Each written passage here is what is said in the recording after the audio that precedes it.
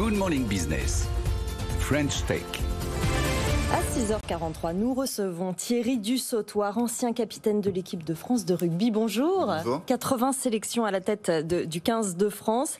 Et vous êtes sur notre plateau ce matin sur Good Morning Business, car vous êtes le cofondateur de Cap 10, qui investit dans la tech. Alors, ça veut dire que les sportifs de haut niveau ne sont pas condamnés à investir dans les restaurants, Thierry Dussautoir.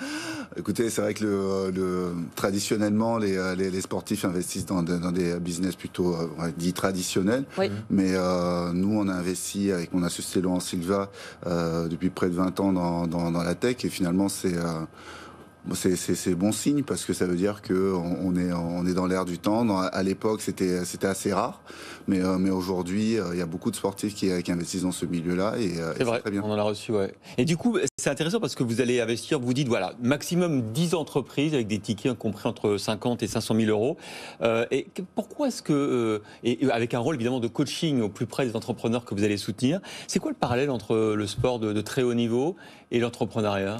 Je pense que ce qu'on apprend très vite dans le sport collectif, c'est qu'on ne peut pas arriver bien loin ou longtemps tout seul. Et notre idée avec Captain, c'est de former une équipe d'experts autour des entrepreneurs, parce que nous sommes passés par là et c'est finalement une société d'entrepreneurs qui s'adresse à d'autres entrepreneurs. Et c'est donner les outils à ces fondateurs et fondatrices de projets pour avancer plus loin. Bah oui, j'ai dit Cap 10, mais c'est Captain, n'importe quoi, Sandra. Fallait me corriger, Thierry Dussautoir. Effectivement, mais oui, ça fait 2 fois. C'est vendredi, c'est pour ça. Avec P1 pour pain. Oui, c'est ça, exactement. Parlez-nous un petit peu des projets que vous visez et dans lesquels vous avez déjà investi. Aujourd'hui, avec Captain, on a investi dans 4 sociétés. Qui sont dans des domaines d'activité complètement différents.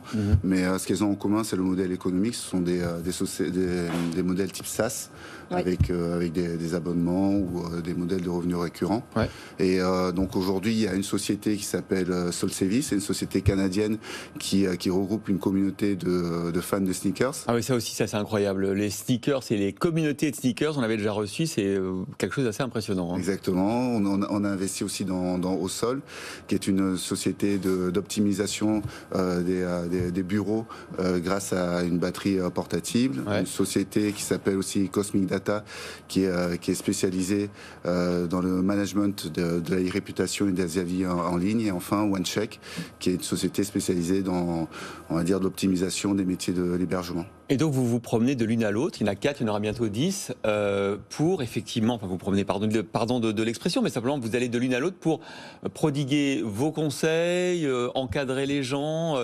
faire du team building, ça vous connaît en tant qu'ancien capitaine, c'est ça l'idée ?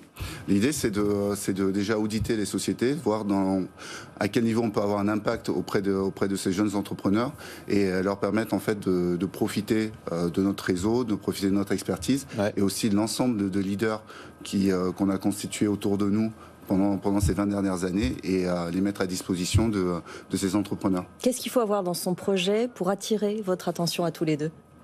Déjà, comme je l'ai dit, déjà il faut que ça rentre dans le modèle SaaS. C'est vraiment notre ligne de conduite, ouais, même si effectivement on ne s'interdit pas des coups de cœur.